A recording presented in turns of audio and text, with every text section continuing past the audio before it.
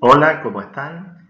Quiero agradecer a la Sociedad de Cardiología de Buenos Aires y a la Federación Argentina de Cardiología la posibilidad de poder compartir con ustedes estos conocimientos. Les voy a hablar de la salud cardiovascular infantil y la prevención primordial. También quiero agradecer a la compañía Iraola, que nos ha apoyado económicamente para poder realizar esta evolución, apostando a la difusión de la temática. Vamos a hablar de cómo surgió la prevención cardiovascular, por qué llegamos tarde a la prevención en el adulto, cuándo y cómo comienza la aterosclerosis, qué es el envejecimiento vascular, cómo estratificamos el riesgo vascular en pediatría y finalmente las conclusiones. Iniciemos la charla recordando las definiciones de prevención primordial, que es prevenir el desarrollo de factores de riesgos cardiovasculares en la infancia. Este concepto data del año 1970.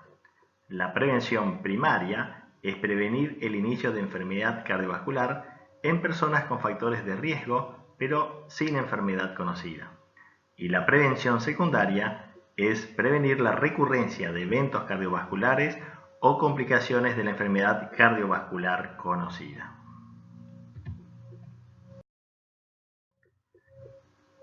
¿Cómo surgió la prevención cardiovascular? ¿Desde cuándo existe como tal?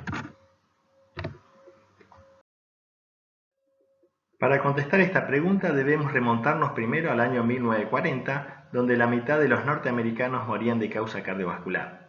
No se conocía la prevención y el tratamiento de los factores de riesgo, y la muerte de origen cardíaco era aceptado por la sociedad como algo inevitable. El 4 veces presidente Franklin Roosevelt, del año 1933 a 1945, fue una de las víctimas de esta epidemia de insuficiencia cardíaca por factores de riesgo no diagnosticados ni tratados. Él presentaba una hipertensión arterial que se fue incrementando con los años, que fue interpretado como normal para el conocimiento de esa época, pero llegaba a tener cifras de 180 milímetros de mercurio sistólica.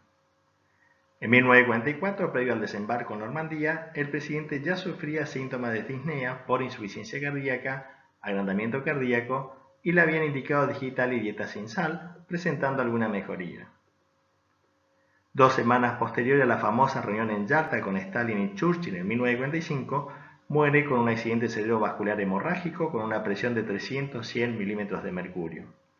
Este evento tuvo mucho impacto en la sociedad estadounidense y por tal motivo el nuevo presidente Harry Truman promulgó la Ley Nacional del Corazón, creando el Instituto Nacional del Corazón, Pulmón y Sangre, destinando $500.000 para la investigación. En 1947 se elige la ciudad de Framingham como ciudad para un estudio de cohorte longitudinal que inicia en 1948 a 1952, reclutando a 5.209 individuos de 28 a 62 años. En 1957 se observa que presiones como 160-95 aumentaban 4 veces la incidencia de enfermedades coronarias. Es en 1961 que se acuña por primera vez el término factor de riesgo. Pero para el año 70, libros como el Cecil Loeb indicaban que la presión diastólica era la que indicaba la hipertensión arterial y menospreciaban a la presión sistólica. Pero en el 1971, el estudio de Framingham demostró que era la presión sistólica elevada la que se asociaba a accidente cerebrovascular e insuficiencia cardíaca y que la diastólica no tenía esta correlación.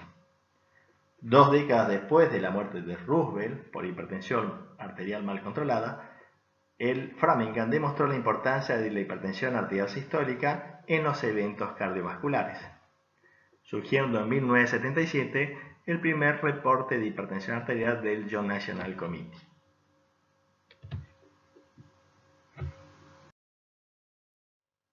Entre el año 1930 y 1950 se logra el control de las enfermedades infecciosas más importantes y a partir de 1950 los hombres de mayor de 60 años presentaban un 30% de enfermedades cardiovasculares, siendo la primera causa de muerte y duplicando la muerte por cáncer. De aquí la importancia del inicio de este estudio de corte longitudinal de 1948, el Framingham, con 5.200 participantes entre 30 y 62 años y que actualmente incluye a la tercera generación de participantes. Este estudio lleva 70 años y ha descrito los factores de riesgo para la enfermedad cardiovascular, ha permitido elaborar el score de riesgo cardiovascular, determinado los criterios de insuficiencia cardíaca y descubrieron que la fibrilación auricular no reumática es un factor de riesgo para la presencia de stroke. Este es un análisis del número de muertes por enfermedad cardíaca en color verde y cáncer en azul del NCHS del CDC, y cuando parecía que la mortalidad cardíaca se iba a entrecruzar con la del cáncer, quedando este en primer lugar, ha habido un repunte de la mortalidad de origen cardiovascular desde el año 2010.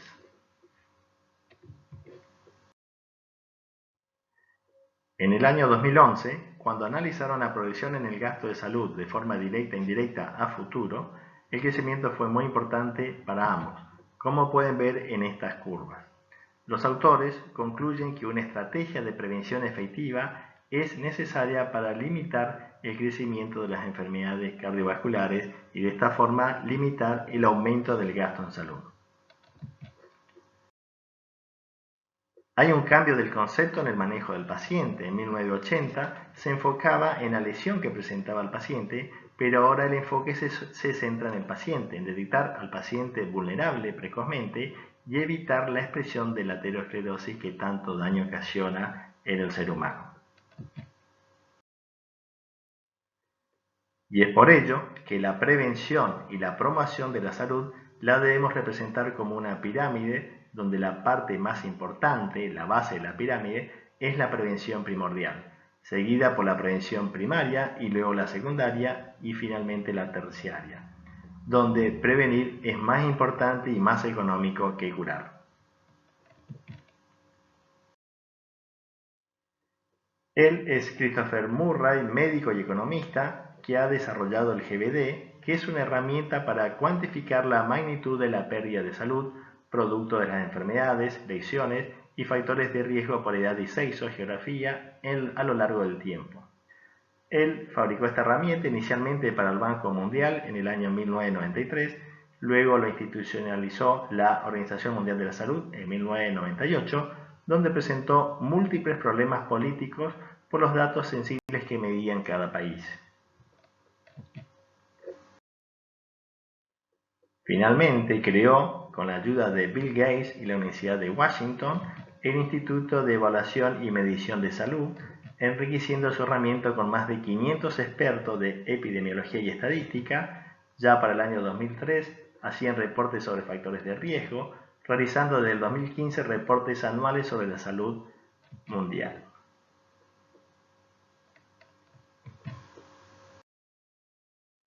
Esta es la página web del Instituto de Evaluación y Medición de Salud. Acá pueden observar la herramienta GBD y pueden investigar la expectativa de vida y la probabilidad de muerte mundial y por país. Es una herramienta muy valiosa y gratuita.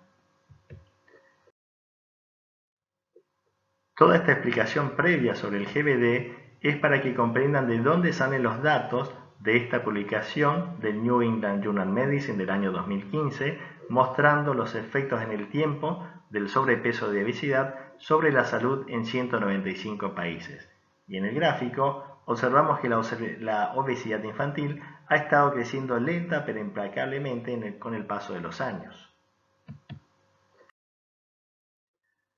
Cuando analizamos todos los grupos etarios, vemos que a los 10 años el niño presenta un aumento sostenido hasta llegar a la adultez, haciendo un pico entre la quinta y sexta década de la vida en la obesidad. Al mirar el porcentaje de obesidad en la población adulta, arriba, e infantil abajo, podemos discriminar por país dónde existe mayor obesidad y según el GBD la Argentina tiene menos obesidad infantil que Chile, Brasil, Estados Unidos y México. Aquí podemos comparar las muertes con sus distintos orígenes entre el año 1990 a la izquierda y el 2015 a la derecha, y a simple vista vemos que las causas cardiovasculares representadas en naranja prácticamente se han duplicado y también ha aumentado el índice de masa corporal.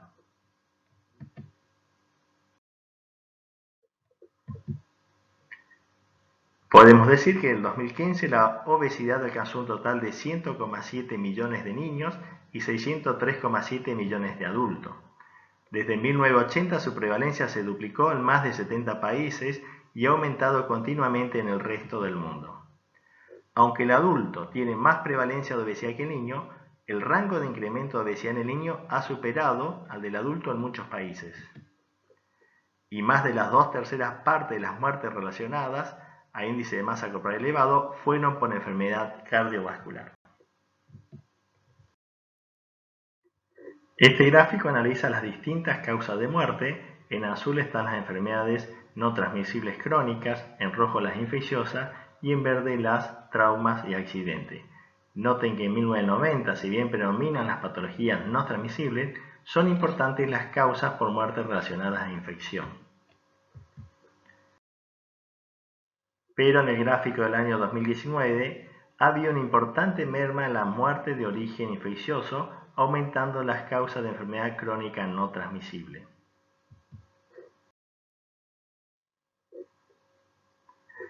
Este es el gráfico que representa a la Argentina, donde condice con el gráfico a nivel mundial, donde predominan las enfermedades crónicas no transmisibles y las enfermedades infecciosas tienen una representación más baja. Por primera vez en la historia de la humanidad, habría una disminución de la expectativa de vida de los hijos al compararla con la de sus padres sin mediar una guerra mundial. Y el aumento de obesidad sería una de las causas, con una caída en la expectativa de vida promedio de 2 a 5 años. Pero ¿por qué llegamos tarde a la prevención cardiovascular en el adulto? En charlas previas he preguntado al público que levante la mano el que conoce su colesterol LDL. Lamentablemente, entre el 40 y el 50% no conoce su valor y esta es una realidad entre los médicos. El de la foto es el Dr. Valentín Fuster, que es un pionero en lo que respecta a la prevención del riesgo cardiovascular. Su grupo de trabajo desarrolló un término que se denomina exposición acumulativa del LDL y es un valor numérico que se obtiene a multiplicar el valor del LDL por la edad. Este número da la exposición acumulativa de LDL a lo largo del tiempo. Y en el gráfico la abscisa está representada por la edad del individuo y en ordenada la exposición acumulativa de LDL en miligramos año. La línea azul es el valor de LDL que vamos a suponer que es constante y que está en 125 miligramos. Y cuando ustedes llegan a 5.000 miligramos año con carga acumulativa, el individuo ingresa en la zona de riesgo cuantificable para sufrir un infarto de miocardio. Y esto generalmente se da a la edad de 40 años. Este riesgo es del 1% y a partir de allí, cada 10 años, el riesgo se va a duplicar y esto se denomina escala de duplicación del infarto.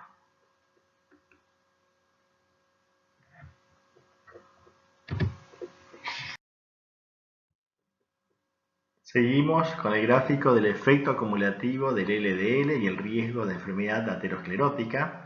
La línea azul representa el valor de 125 miligramos por decilitro de LDL.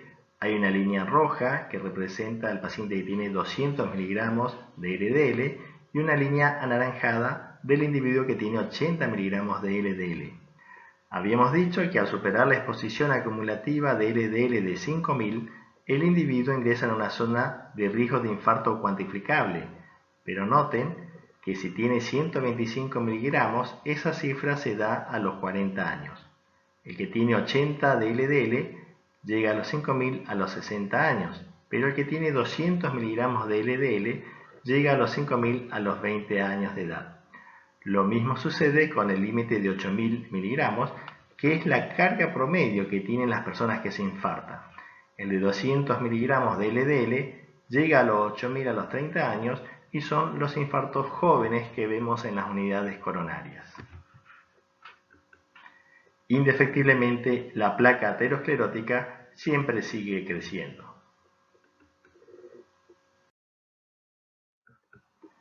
La eficacia de la terapéutica depende del tiempo de implementación de la misma. Noten que si el paciente empieza el tratamiento a los 50 años, la modificación en la carga de LDL no es muy importante y la disminución del riesgo cardiovascular es baja, solo del 25%, quedando un riesgo residual muy alto. Pero si implementamos terapéutica precoces de manera de bajar el LDL a 80 mg por decilitro desde la niñez, la disminución de riesgo es muy importante y es por ello que debemos trabajar fuertemente en la prevención primordial en la infancia.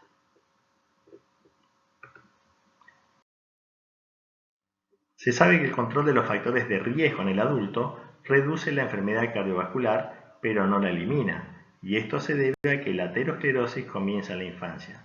Pero, ¿cómo y cuándo comienza la aterosclerosis? Hay dos trabajos que demuestran el inicio de la aterosclerosis en la infancia. Uno es el Bogalusa, publicado en el año 1998, que es un estudio epidemiológico de largo plazo de 3.500 participantes de 1973, que fueron seguidos desde el nacimiento hasta los 38 años. Ellos investigaron la asociación de los factores de riesgo con la presencia de aterosclerosis en 204 autopsias de este grupo de seguimiento, constatándose que a medida que aumentaban los factores de riesgo, aumentaba la gravedad de la aterosclerosis detectada a nivel coronario y aórtico en jóvenes asintomáticos. El otro gran estudio que investigó la presencia de aterosclerosis en jóvenes fue el PIDEI, que recolectó datos de sangre y tejidos de personas de entre 15 a 34 años que murieron de causas extremas, como accidentes, homicidios y suicidios, y a quienes se les practicó una autopsia dentro de las 48 horas.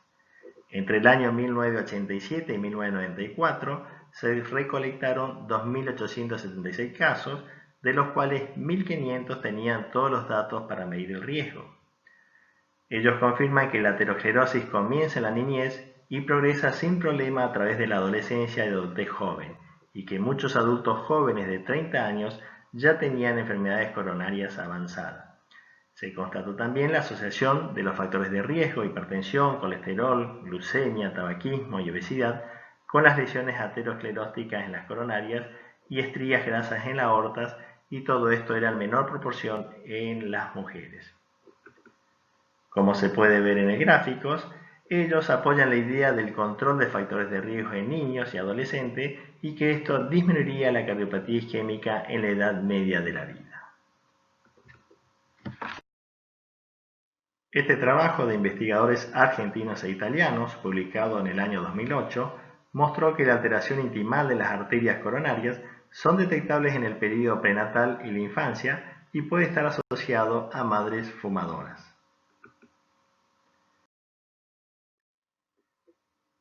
Este otro estudio muestra una cohorte de 4.210 pacientes reclutados de 4 estudios prospectivos con una media de seguimiento de 23 años, donde controlaron a los participantes con mediciones de presión arterial, grosor de la íntima media en la carótida común.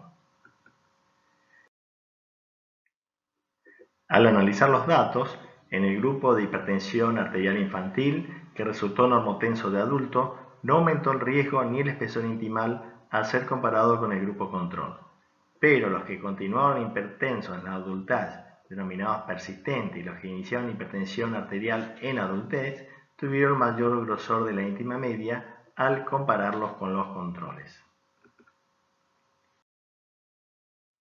Esta cohorte de 4 estudios de niños muestran que controlar la hipertensión arterial en la infancia previene tener un aumento del espesor íntima media en adultez, mostrando el beneficio de controlar el factor de riesgo sobre la aterosclerosis subclínica. En esta declaración científica del American Heart del año 2013 sobre la obesidad severa en chicos y adolescentes, dice que varios estudios longitudinales pediátricos sobre factores de riesgo, el grupo de sujetos que tienen obesidad en la niñez y adolescencia, están asociados a incrementar el grosor íntima media y la rigidez de la aorta abdominal. Y para dejarnos un poco más nerviosos, Este trabajo de Fuster, publicado en el año 2017, muestra que la aterosclerosis subclínica está presente en el 50% de los individuos de edad media del estudio sin factores de riesgo mayores y en un 30% del subgrupo con factores de riesgo en niveles óptimos. Es decir, que hay factores adicionales que estarían implicados con esta aterosclerosis subclínica. El gráfico nos muestra a la izquierda una placa aterosclerótica subclínica que, como vimos, viene determinado por la conducta de salud del individuo, que serían los factores de riesgo, por los genes y las causas ambientales. Recordando que la prevención primordial es evitar la aparición de los factores de riesgo en la infancia. Pero noten que las herramientas que nos ayudan a detectarlo están a la derecha y acá está la ecografía vascular carotidia, bifemoral, el score del calcio, los biomarcadores y los marcadores genéticos. La aterosclerosis está modificada por la epigenética. La importancia de esta radica en su fuerte dependencia de factores ambientales que pueden alterar el epigenoma y modular la expresión del gen sin alterar el ADN. La epigenética es necesaria para el mantenimiento del desarrollo de la expresión genética específica del tejido, para la homeostasis cardiovascular y cambio en la plasticidad genética. Estas se dividen en metilación del ADN, modificación de las histonas y cambio del ARN no codificante. La plasticidad de desarrollo es la interacción entre los genes y estímulos exógenos que intentan ajustar la respuesta del genoma para generar perfiles fenotípicos que se adapten al entorno cambiante. En el periodo uterino, el medio ambiente, ya sea la dieta, el azúcar, la hipertensión, el tabaquismo, contaminantes químicos y el estrés, puede influir fuertemente en la firma epigenética, alterando así el gen de expresión. Las marcas epigenéticas pueden pasar de generación en generación y esto se denomina herencia epigenética transgeneracional, que lo pueden ver ahí en la flecha azul. Los procesos involucrados en el desarrollo de cambios en la expresión genética desempeñan un papel fundamental en la mediación de la programación fetal de las enfermedades crónicas del adulto.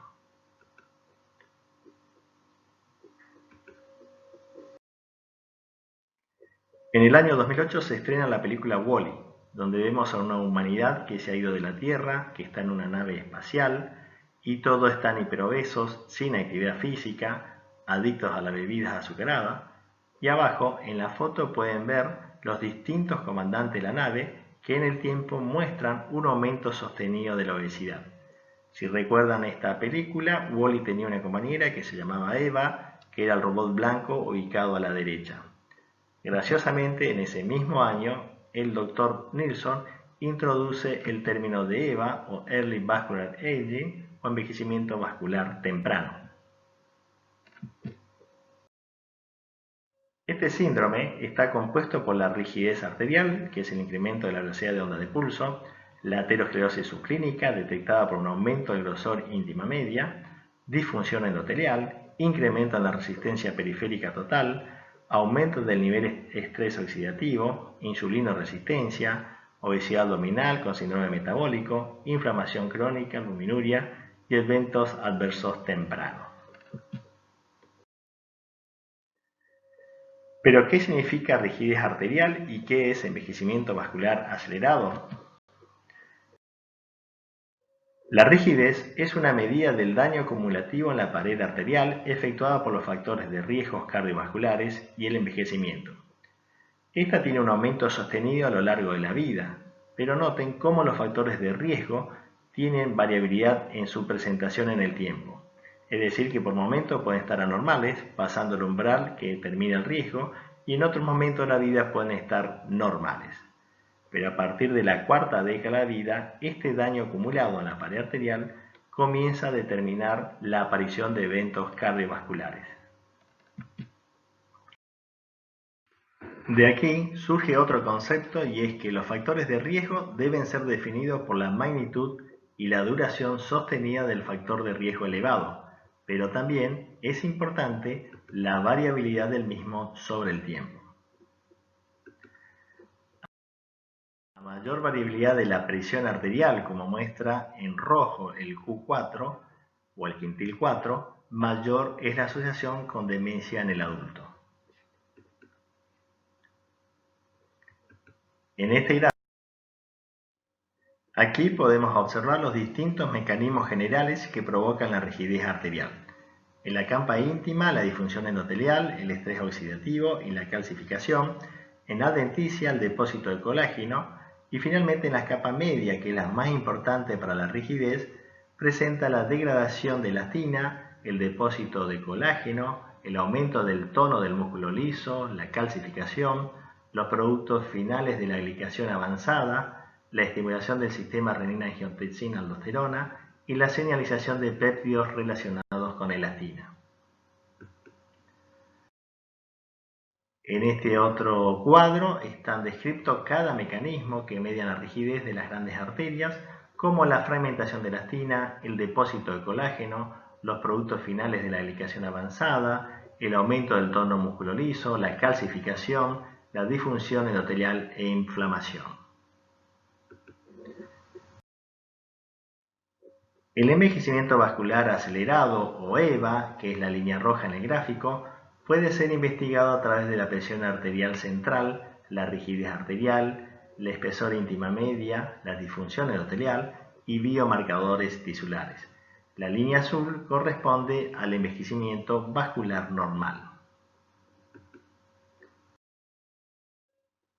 Recuerden el término Adán y Eva, que son dos nombres inseparables por lo que representan y no existe uno sin el otro.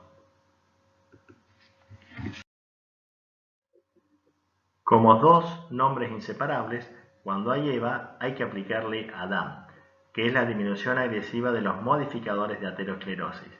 Cuanto más temprano en el tiempo intervenimos sobre el EVA, mejores resultados obtendremos, pudiendo acercarnos al envejecimiento vascular normal, que es la línea azul, a diferencia de una intervención tardía donde el beneficio es muy pobre. Y esto se debe a la plasticidad vascular que presenta el individuo en la infancia. El objetivo es lograr desplazar la curva hacia la derecha, es decir, salir de la línea roja y llevarla hacia la línea verde, que es el envejecimiento normal. La infancia es una ventana de oportunidad terapéutica mucho más eficiente y que ayudaría a bajar el costo en salud. La American Heart propone identificar factores capaces de ser medidos y monitoreados desde la infancia a la adultez para promover la salud cardiovascular en la infancia con metas proactivas, para poder cumplir la meta 2020, que es el 20% de aumento en la salud cardiovascular y el 20% de reducción en la mortalidad de origen cardiovascular. Las 7 metas se componen de 4 comportamientos saludables, es decir, no fumar, mantenerse con un índice de masa corporal aceptable, tener una dieta saludable y realizar actividad física. Y 3 factores de salud que incluyen el colesterol total, la presión arterial y la glucemia en ayunas.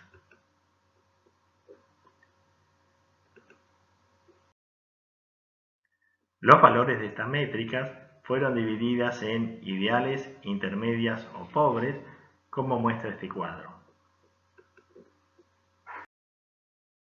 Este es el mismo cuadro pero traducido, donde lo ideal es no fumar, tener un índice de masa corporal menor al 85, percentil 85, hacer más de 60 minutos de actividad física vigorosa cada día, tener una dieta con 4 o 5 componentes saludables, la presión arterial menor al percentil 90 y la glucemia en ayunas menor de 100 miligramos por decilitro. En la medida que esto empeora, se va encasillando como un marcador de salud intermedio o pobre, y son 7 los ítems a tener en cuenta.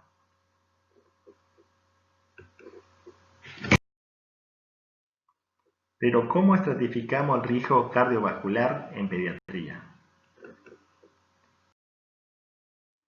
Pero uno de los problemas que presenta la tabla de las métricas es cómo interpretar un paciente que, por ejemplo, tenga 4 criterios de ideal en verde, 1 de intermedia en naranja y 2 de pobre en rojo. La solución es darle un puntaje a cada métrica. Un punto cuando es ideal, 2 puntos cuando es intermedia y 3 puntos cuando es pobre. Luego, a la suma de todo esto, dividir por el número de variables incorporadas. Lo mejor es siempre usar las 7 métricas y de esta forma definir que la salud cardiovascular ideal es la que da como resultado 1. Una pérdida de la salud cardiovascular leve sería mayor a 1 y menor a 1,5. Una salud intermedia mayor o igual a 1,5 y menor o igual a 2. Y una salud pobre sería mayor a 2. Con esta escala podríamos discriminar a los pacientes de mayor riesgo que deben ser investigados con ecodoppler vascular, con BOP, en busca de EVA.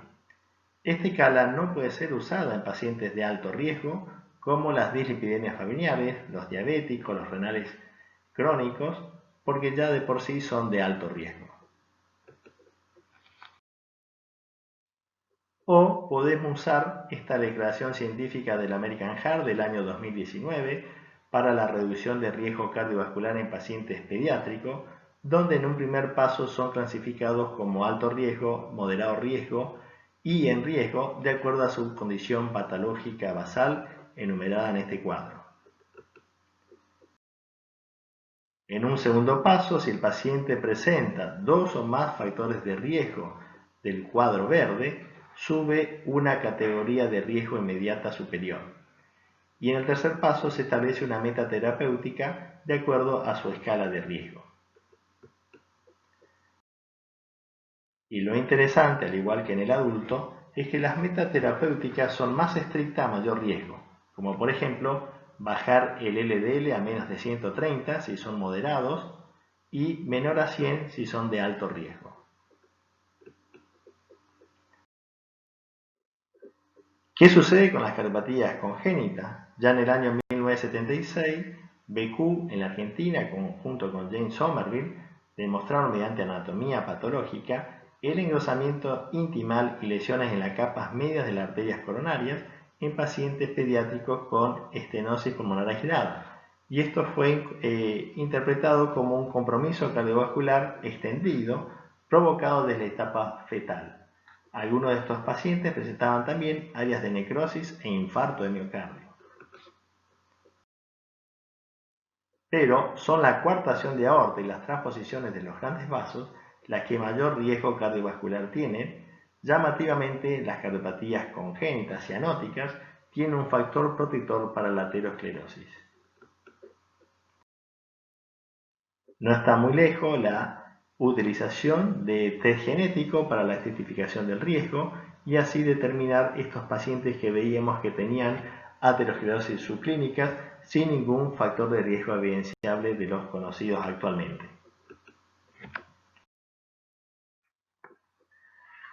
Las personas con 6 o 7 factores de salud ideales tuvieron en promedio un gasto de salud anual de $2.021 menos al ser comparados con las que tenían 2 o menos factores de salud ideal.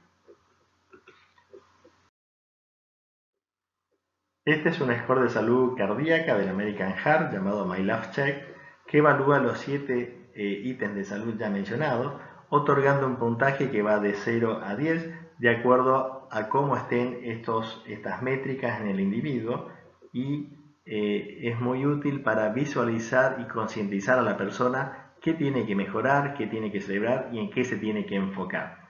Aquí tienen el QR y la dirección por si quieren utilizarlo. Cuando analizamos los 7 factores de salud, hay 2 que casi siempre se encuentran alterados.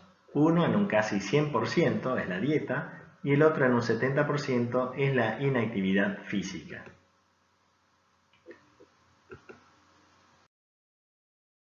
En este otro gráfico, los 7 factores están analizados por la prevalencia de salud cardiovascular pobre en rojo, amarillo intermedio y verde ideal. Nuevamente vemos que los que peor están son la dieta y el ejercicio. Cuando analizamos la población adulta sobre una muestra de 12.744 individuos, el 82% tenía criterios de salud cardiovascular pobre. Mantener una salud cardiovascular ideal en forma estable a lo largo del tiempo o mejorarla si esta estaba baja se asocia con un menor riesgo de incidente de enfermedad cardiovascular y una mortalidad por todas las causas, al ser comparado con aquellos que persisten con una salud cardiovascular pobre. Por lo tanto, debemos realizar una alfabetización en salud, que es la capacidad de encontrar, comprender, criticar y actuar sobre la información de salud disponible para promover y mantener una salud cardiovascular.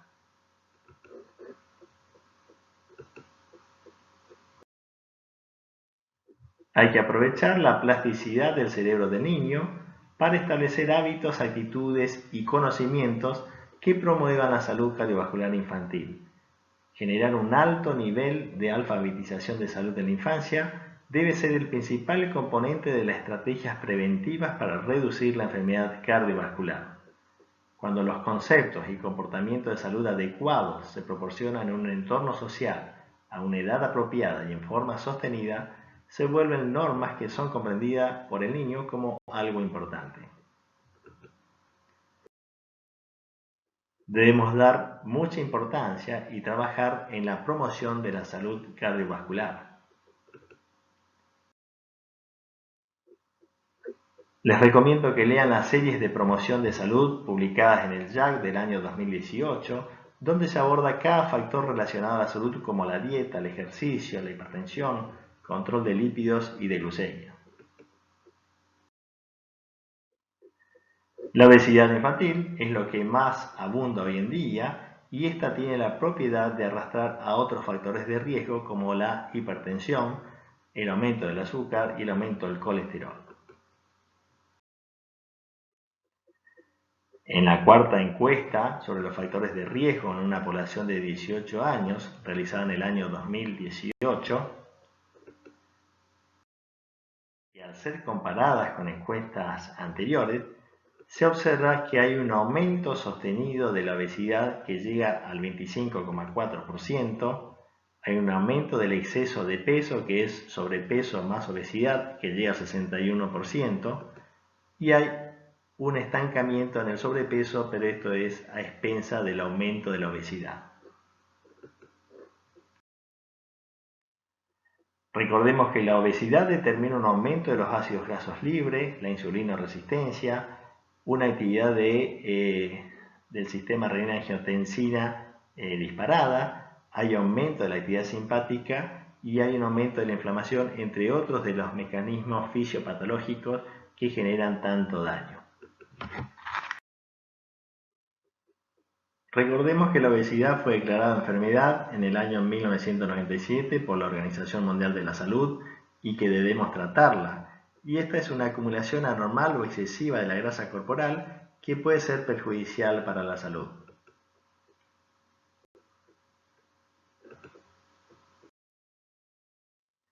Datos del CDC muestran que la obesidad infantil en todas sus etapas han ido en aumento en forma alarmante en las últimas décadas y este crecimiento es sostenido. Un dato fácil de obtener es la relación circunferencia de cintura sobre talla, que es un buen indicador de obesidad central y no requiere ser comparados con tablas de referencia. A partir de los 6 años, esto es un indicador fácil de obtener y es muy confiable. Y en varones, una relación mayor a 0,51 o en mujeres mayor o igual a 0,5 determinan la presencia de obesidad central. Un consejo fácil de transmitir al niño y a sus padres es mantener la cintura con la mitad de centímetros de tu altura. La inactividad física junto con la dieta son los dos parámetros más importantes a mejorar porque se presenta en un 100% la dieta y en un 70% la inactividad física. Se conoce que el aumento de la actitud cardiorrespiratoria en hombres y mujeres determina una reducción significativa de la mortalidad independientemente de los otros factores de riesgo.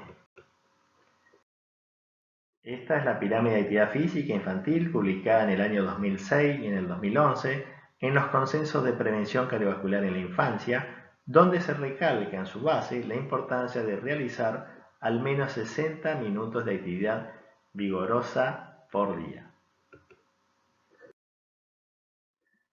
Bueno, algunas cuestiones a tener en cuenta con respecto al tabaquismo. Como muestra el gráfico, favorece la trombosis a través de la agregación plaquetaria, la inflamación a través de las citoquinas, la disfunción endotelial por reducción del óxido nítrico y produce anormalidades lipídicas por oxidación del LDL.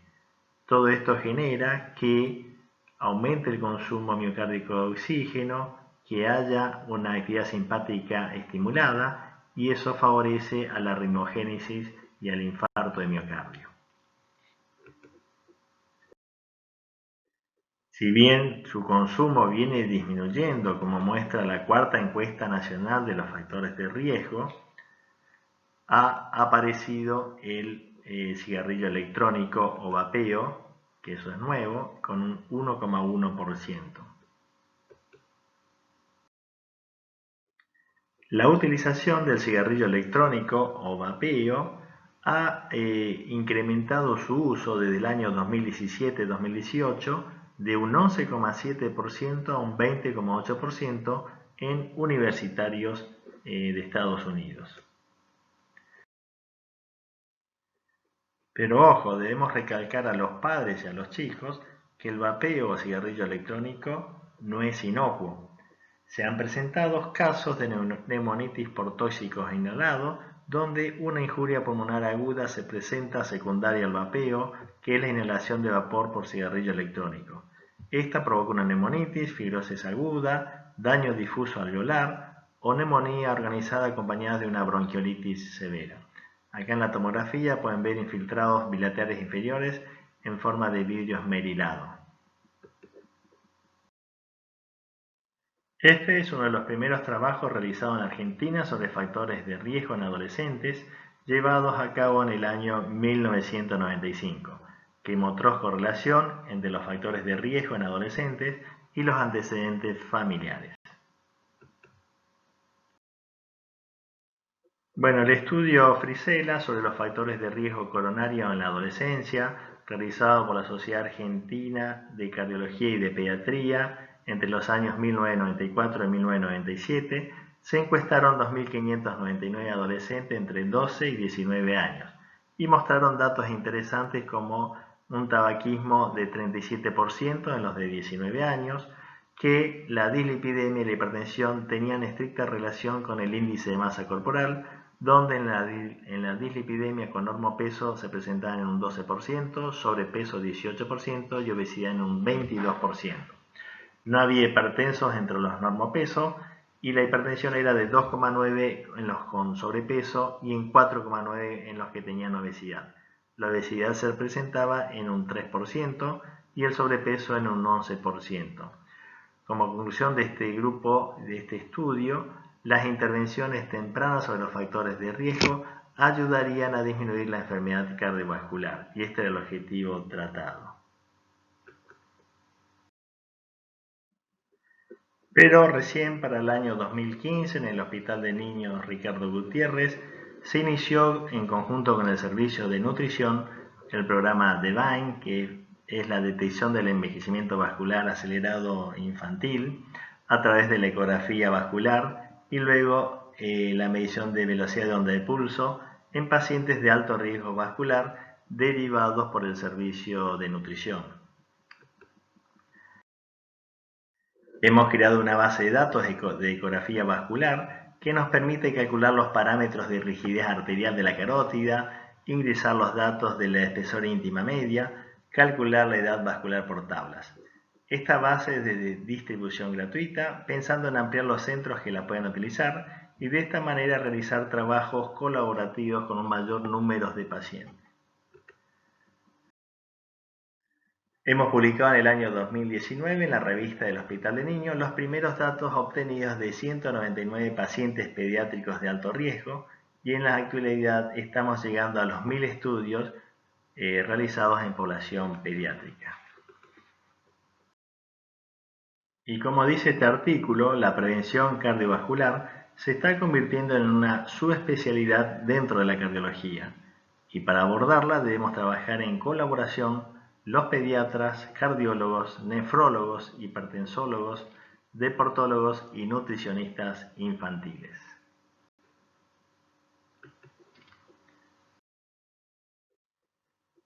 Para ir concluyendo, debemos resumir que la salud cardiovascular infantil va disminuyendo con el crecimiento. Debemos controlar el nivel de salud cardiovascular infantil a lo largo de toda la infancia. Hay que identificar a los pacientes de alto riesgo vascular porque recuerden que las metas terapéuticas para ellos son más estrictas. Y es necesario que trabajemos en forma multidisciplinaria para lograr mejorar el objetivo de salud. Muchas gracias por su atención.